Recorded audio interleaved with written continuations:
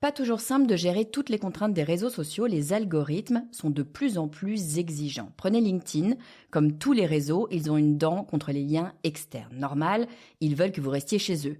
Oui mais bon, moi si j'écris des posts, c'est aussi pour vous parler de ce que je fais. Du coup, on est nombreux à mettre nos liens en commentaire, histoire de ne pas être pénalisé par l'algorithme. Mais alors là, merci la charge mentale, j'ai déjà 1000 choses à penser. Si en plus je dois revenir sur chaque post que je planifie pour ajouter un lien en commentaire, je vais exploser. C'est là que Swello, mon partenaire, entre en scène. Avec Swello, vous programmez votre post et votre lien en même temps, sans avoir à y revenir. Votre charge mentale vous dira merci. Et comme vous écoutez le podcast du marketing, vous avez le droit à une réduction de 20% et vous pouvez même l'essayer gratuitement pendant 7 jours. Pour en profiter, il vous suffit d'aller sur lepodcastdumarketing.com/Swello, SWE2LO. Vous écoutez le podcast du marketing, épisode 275.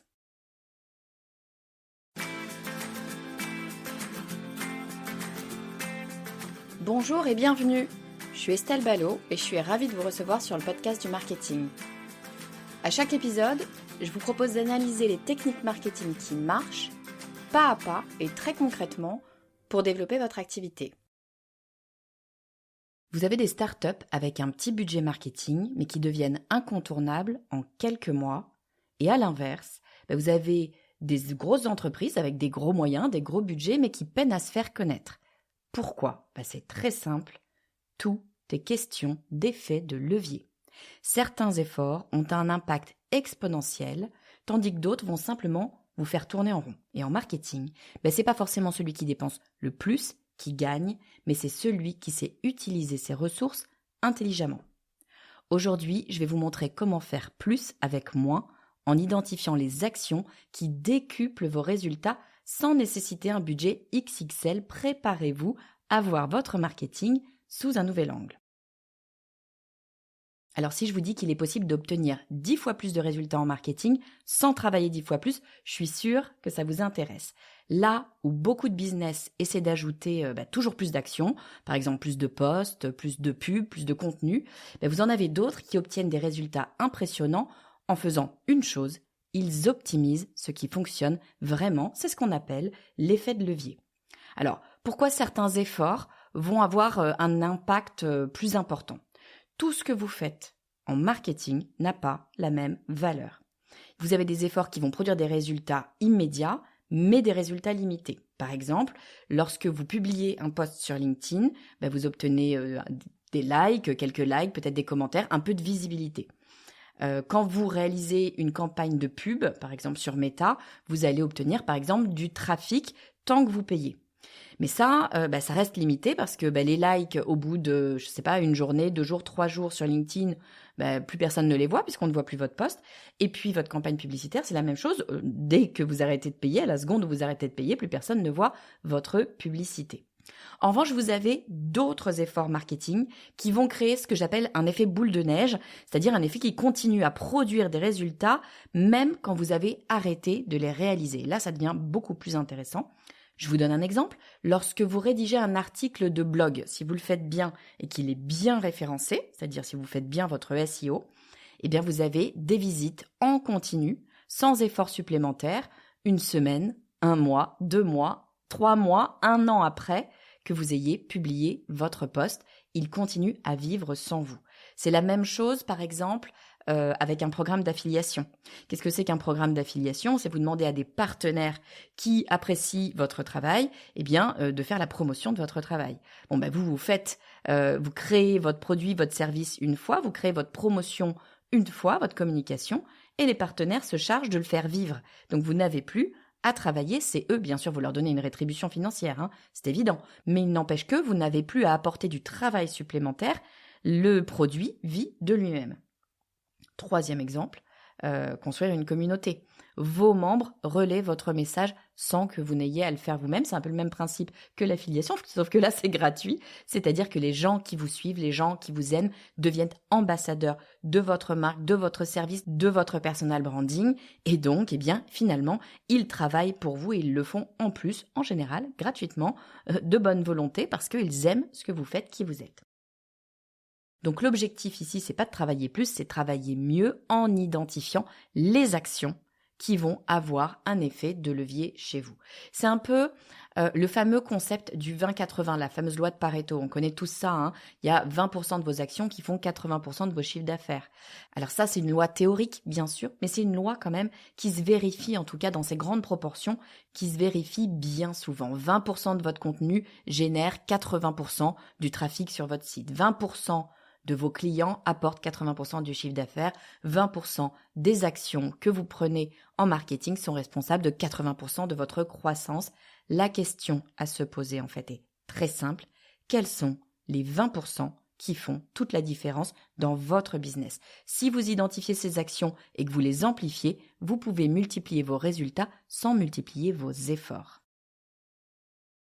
Bon, donc on a vu l'importance de l'effet de levier. Maintenant, comment est-ce qu'on va l'appliquer concrètement?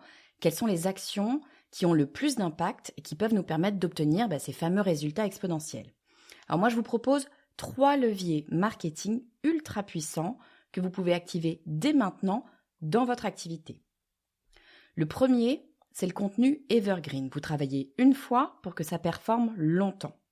Le contenu evergreen, c'est un contenu qui ne vieillit pas et qui va continuer d'attirer du trafic des mois après, voire même des années après que vous l'ayez publié. Par exemple, un article de blog, je le disais, un article de blog bien référencé sur Google avec un bon SEO, vous allez pouvoir récupérer du trafic sur votre site des mois, voire des années après, dès lors que c'est un contenu qui ne vieillit pas, c'est-à-dire qui n'est pas sujet à modification dans le temps. Si c'est le cas, vous pouvez quand même le travailler en lui apportant des modifications. Par exemple, une fois par an, vous le mettez à jour. Ça permet de faire remonter en plus d'un point de vue SEO. Ça peut être intéressant.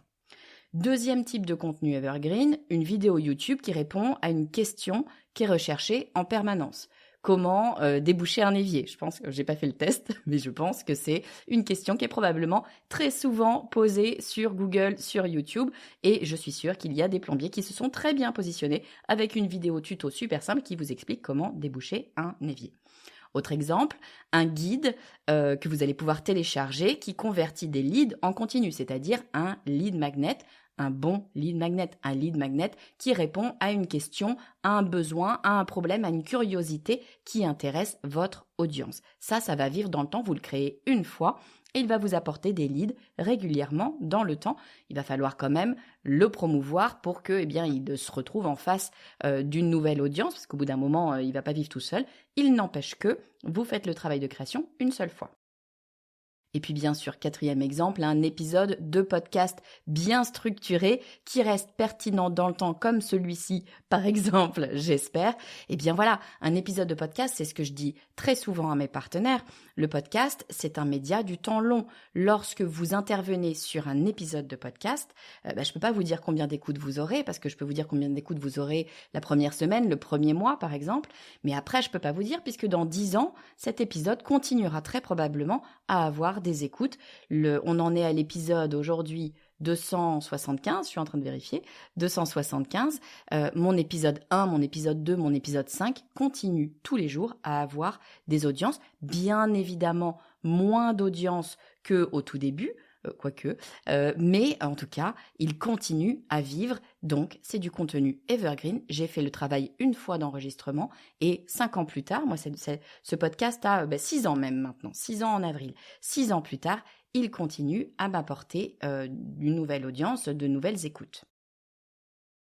Bon alors vous l'avez compris, pourquoi est-ce que le contenu evergreen c'est un levier extrêmement puissant? Parce qu'au lieu de publier en permanence du nouveau contenu, comme on va faire par exemple sur les réseaux sociaux, là vous capitalisez sur ce que vous avez déjà créé. Un bon article SEO va vous générer du trafic pendant des années.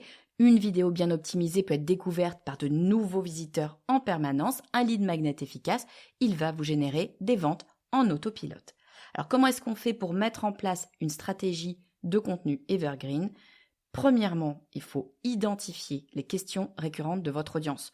Regardez, ouvrez un Google Docs, ce que vous voulez. Dès que vous avez des questions qui vous ont déjà été posées, qui vous sont répétées régulièrement, notez-les dans votre Google Doc. Ne vous posez pas de questions. Ce sont les questions les plus intéressantes pour faire du contenu evergreen. Question récurrente. Deuxième chose, créer du contenu intemporel qui va apporter une vraie valeur. Quand je dis intemporel, c'est un contenu qui n'est pas contraint par le temps. Un exemple de contenu contraint par le temps, les tendances Pinterest 2025. Bon, c'est un contenu très intéressant.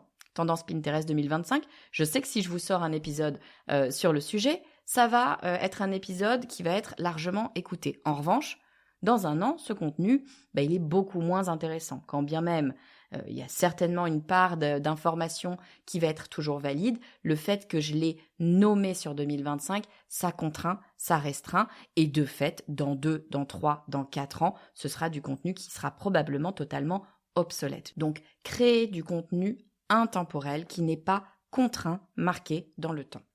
Troisièmement, optimiser ce contenu pour qu'il soit découvrable en permanence. Ça veut dire quoi? Ça veut dire du SEO, ça veut dire travailler la découvrabilité sur YouTube. Si on parlait de Pinterest, travailler avec l'algo de Pinterest. Si on est sur des podcasts, travailler avec l'algo des podcasts, qui soit dit en passant est beaucoup, beaucoup plus simple que les algos de Google. YouTube, c'est Google aussi, mais que ces algos qui sont des gros algorithmes complexes. Aller sur un média comme le podcast, c'est se faciliter largement la vie. C'est mon avis, je ferme la parenthèse. Quatrième élément, réutiliser et relancer régulièrement ces contenus pour leur donner une nouvelle visibilité. C'est ce que je disais.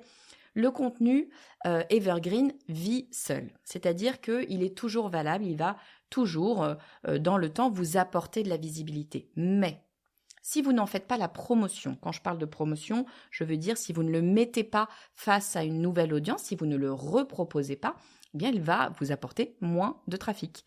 Si en revanche, de temps en temps, vous proposez ce contenu à nouveau, soit à la même audience, soit à une autre audience, vous allez pouvoir réactiver les choses. Ça s'appelle recycler votre contenu. Ça serait bien dommage de s'en priver. Je le fais moi toutes les semaines. Toutes les semaines, je vous propose un nouvel épisode, comme cet épisode. Et toutes les semaines, je vous propose le lundi un épisode de rediffusion. Je choisis les meilleurs épisodes du podcast, ceux qui ont été les plus écoutés. J'ai 275 épisodes, donc j'en ai beaucoup dans mes valises. Je prends ceux qui ont été le plus écoutés, ceux qui ont généré le plus de conversations et je les propose à nouveau. Ces épisodes-là font quasiment la même audience que les épisodes neufs. Donc, vous voyez, ils ont directement une deuxième vie. Donc, on a dit premier levier stratégique, le contenu evergreen. Deuxième levier, les collaborations stratégiques. Accéder à une nouvelle audience sans dépenser un centime. C'est ce que vous pouvez faire avec la collaboration. Parce que créer du contenu, c'est bien, mais créer du contenu qui est diffusé par d'autres, c'est encore mieux. Le levier des collaborations, c'est l'un des moyens les plus rapides et les plus efficaces pour toucher une nouvelle audience, une audience qualifiée, sans investir 1 euro en publicité. Ça, je sais que ça vous intéresse. Moi, ça m'intéresse personnellement. Donc, je vous donne des exemples de collaboration. Par exemple, être invité en tant qu'expert sur un podcast ou sur un live Instagram ou sur un live LinkedIn, ce que vous voulez. Vous pouvez aussi publier un article invité sur un blog influent.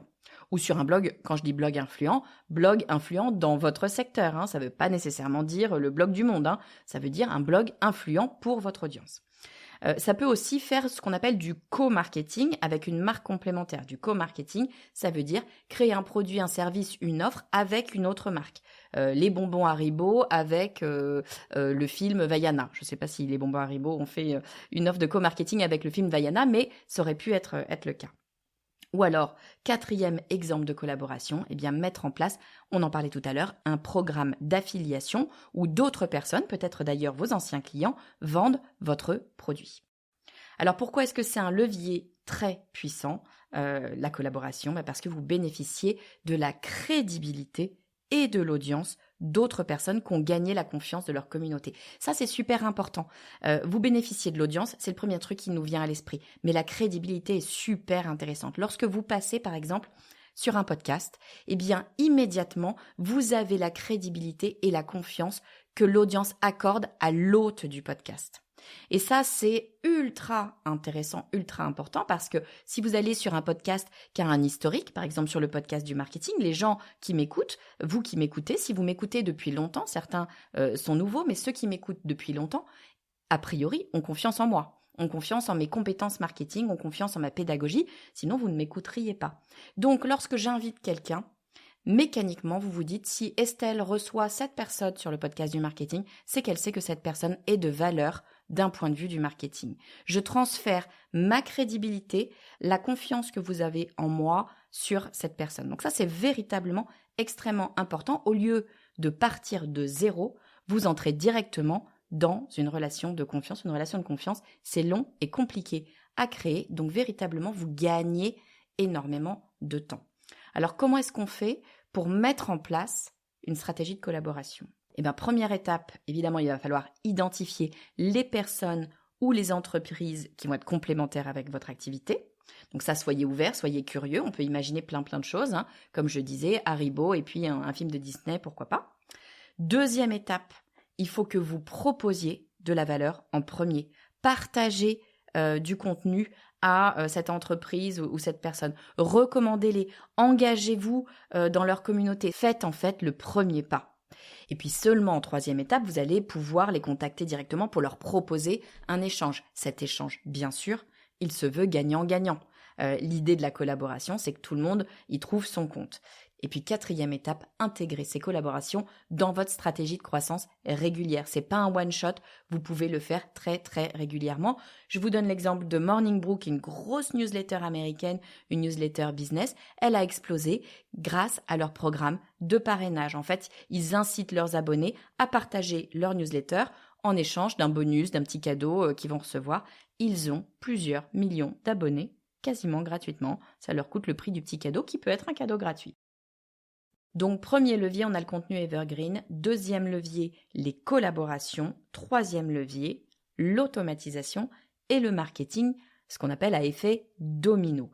En fait, on va voir comment une seule action peut en générer 10 autres. C'est l'un des plus gros problèmes en marketing, c'est la perte de temps sur des tâches répétitives. Il y en a tout le temps qui viennent nous polluer notre journée.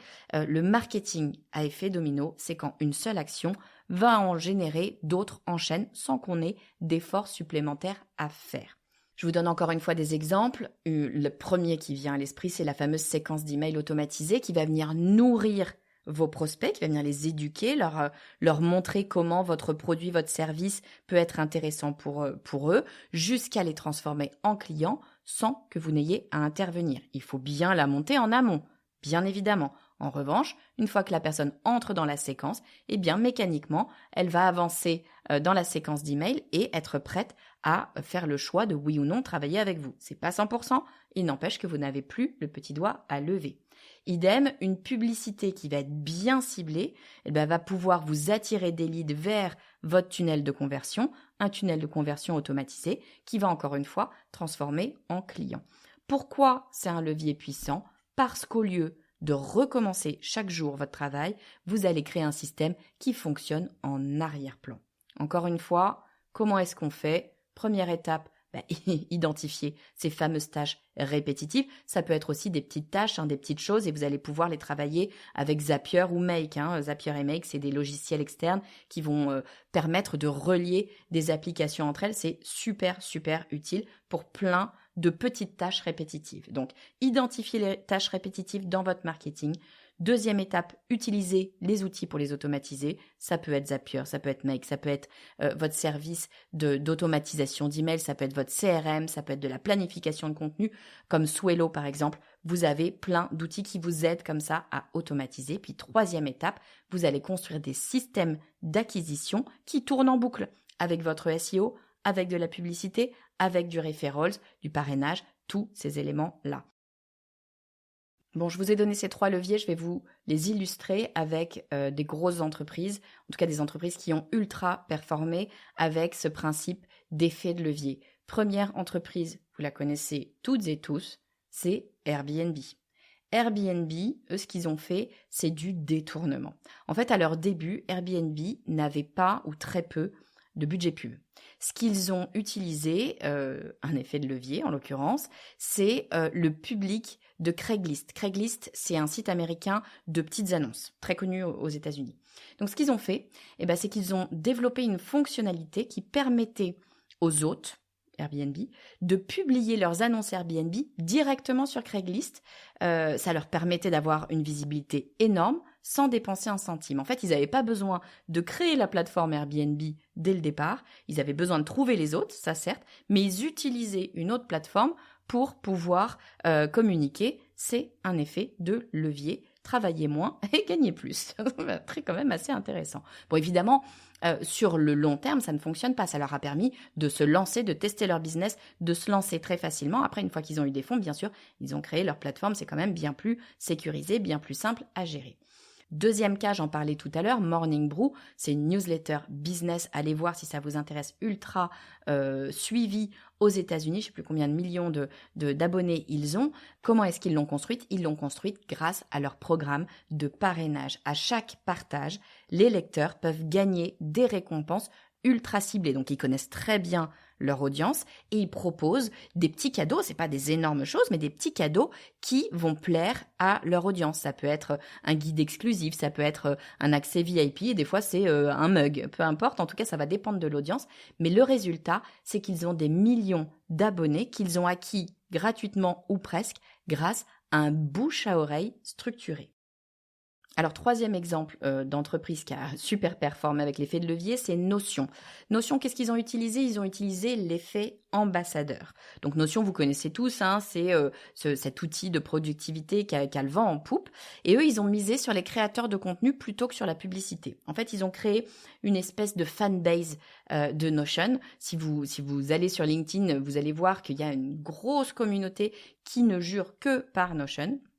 Et en fait, ils les ont encouragés à créer des templates, des tutoriels, des guides et à le partager sur leurs réseaux sociaux. Total, ils ont eu une publicité gratuite énorme. C'est un peu comme Apple et les fans d'Apple. Il y a un système communautaire qui fait que ils aiment tellement l'outil, parce que l'outil est très bon, hein, bien sûr. Ils aiment tellement l'outil qu'ils vont en faire la publicité d'eux-mêmes gratuitement. C'est une croissance organique exponentielle sans utiliser leur budget marketing. Alors je résume, l'effet de levier, c'est un effet super utile en marketing. C'est en fait faire du marketing intelligemment, c'est-à-dire qu'on n'a pas forcément besoin d'avoir un gros budget pour avoir des gros résultats. Il faut choisir les bonnes actions. Donc pour ça, on va s'appuyer sur la fameuse loi de Pareto, le 80-20, et identifier quels sont les 20% d'actions marketing qui sont responsables de 80% de votre croissance. Une fois que vous les identifiez, vous allez pouvoir créer un effet de levier dessus. Les principaux leviers que vous allez pouvoir utiliser, ça va être le contenu evergreen. Vous travaillez une fois pour que ça performe longtemps, comme par exemple un article de blog, un épisode de podcast, un guide téléchargeable comme un lead magnet. Tous ces éléments-là vont pouvoir vivre sans vous une fois que vous les avez publiés. Deuxième effet de levier, vous servir des autres. La collaboration, ça va vous permettre de toucher une nouvelle cible et puis d'aller très très vite parce que vous allez récupérer l'effet de crédibilité et de confiance de la personne qui va faire cette collaboration avec vous. Et puis troisième effet, c'est l'effet d'automatisation, l'effet domino. Vous faites une chose qui va engendrer plein d'autres actions automatiquement. Vous n'avez plus rien à faire. Donc ça, ce sont des éléments véritablement à mettre en place dans votre stratégie sur le long terme parce que c'est ça qui va vous faire accélérer, qui va vous permettre de passer à l'étape suivante. Donc moi, ce que je vous propose, c'est ne cherchez pas à en faire plus, cherchez à faire mieux, trouvez vos actions à fort effet de levier, automatisez tout ce qui peut l'être, maximisez l'impact de chaque contenu et puis utilisez le pouvoir des collaborations et des audiences existantes. Allez chez les autres, vous allez voir, ça marche super bien.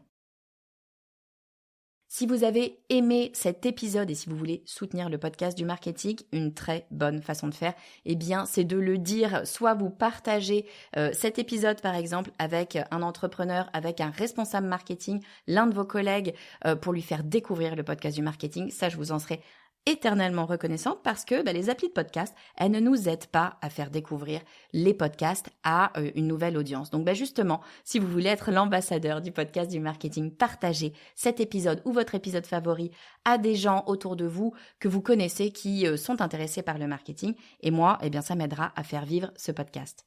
Je vous dis à très vite.